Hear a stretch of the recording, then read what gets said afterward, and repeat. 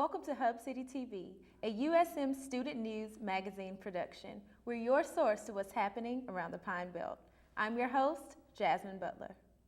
In this show, we investigate street safety for both school children and cyclists. And for you Harry Potter fans, we show you a fictitious game that's come to life.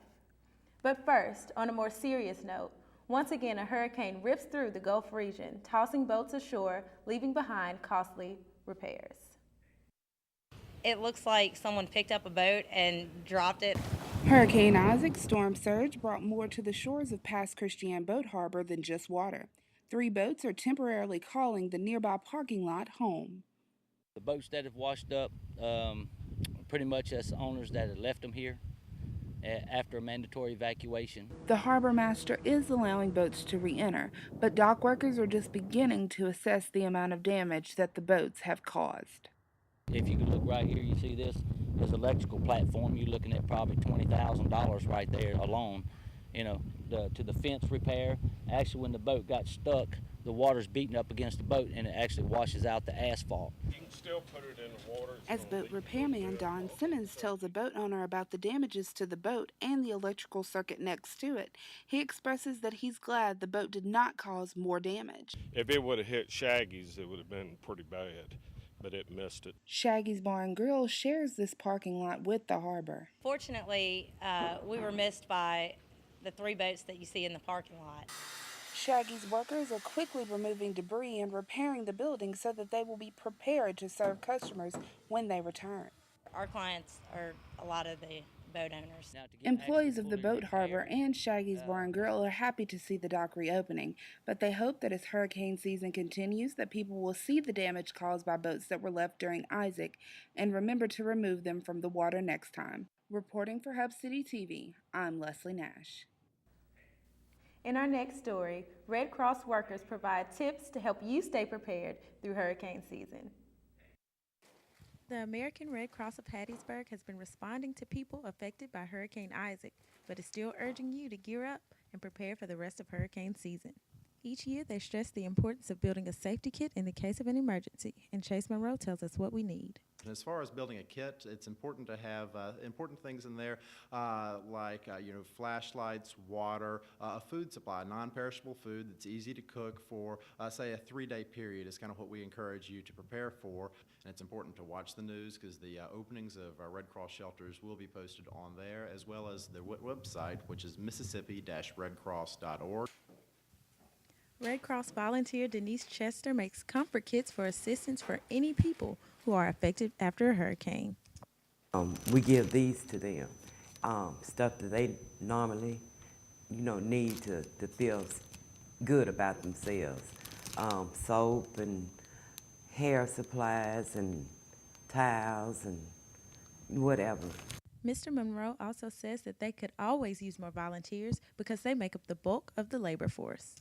And they come together and really bring our humanitarian mission into focus and into reality. But to volunteer with us, the easiest way to do that is to go ahead and give us a call here at the local chapter. Our number is 601-582-8151, or visit us on our website at Mississippi-redcross.org. Parents at one local Hattiesburg elementary school wish drivers would slow down. Hub City TV reporter Amber Travis explains. Mississippi, Monday through Friday, from 7 to 8:30 a.m. and 2 to 3:30 p.m., a 15-mile-per-hour speed limit is set in school zones. Although the 15-mile-per-hour speed limit is enforced, a lot of drivers ignore it. Tina Rodriguez walks her son to and from Grace Christian Elementary every day and is concerned with the traffic speed limit. Traffic is real bad. People just fly down the road regardless of what you tell them. Even with the crossing guard being there, they still don't care. Rodriguez feels the solution to the problem is having an officer in the area every morning. I feel they should have a cop on duty every morning, just like they have at Rowan and the rest of the other schools, because people do not follow the 15-mile-per-hour sign. But is the traffic any better in the afternoon? I spoke with Jaleesa Bambry, another concerned parent, as she walked with her children after school. People will always speed through here, even though they do have the signs up.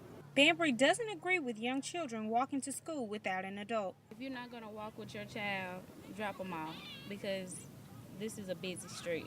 Drivers who are caught driving over the 15-mile-per-hour speed limit could be fined starting at $138. Based on the mile per hour, the fine could increase. Motor Officer Chad Young of the Hattiesburg Police Department Traffic Division strongly enforces the 15-mile-per-hour speed limit in school zones. We definitely strongly enforce that in school zones. Right now, the schools are posted at about 15 miles an hour during school hours. We usually get in their school zones and we enforce those pretty heavily.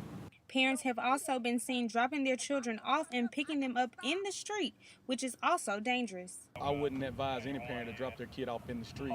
If you're going to take them to school, take them all the way to school. The Hattiesburg Police Department encourages kids to walk to school, but also strongly encourages parents to walk with them. If they can't, please make them aware of the safety precautions when crossing the road. I'm Amber Travis with Hub City TV.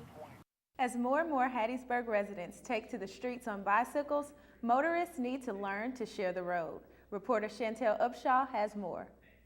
Keep the bikes out of the main flow of traffic. Some Hattiesburg citizens say that bike lanes would benefit bicyclists. The cyclists are part of the traffic. And by law, they have the same rights as any other vehicle. State law says that anybody who rides a bicycle does have the right of way. They also have to follow all traffic laws that apply to motor vehicles. But one bicyclist feels that his rights are disregarded. They just go about their merry way without regards to other people on the highway. Some motorists are distracted. I almost got taken out by a guy who was texting the other night on the road. Bike shop owner Drew Carter says cyclists are more aware than motorists. You know, the cyclist is more aware of what's on the road surface where the car driver's not. So if there's a pothole or something that the bicyclist has to avoid, you've got to give them enough space to do it. Lieutenant Trexler says lanes would provide more space. It would give them more room and less chance of a vehicle getting too close to them. Bike lanes were recently added downtown on Mobile Street, but places like Hardy Street have more traffic and no lanes. Cyclists share the road with heavier and faster vehicles. In cities like Oxford, bike lanes are down and signs are up to support the bicycle law. As for Hattiesburg, more bike lane infrastructure is underway. We're looking at striping our Pine Street, Main Street, and also Jamestown Road. According to Kirkendall, bicycle lanes should be completed within the next couple months. For Hub City TV, Chantel Upshaw. Coming up next, a fictional game flies off the pages of a best-selling novel and comes to life.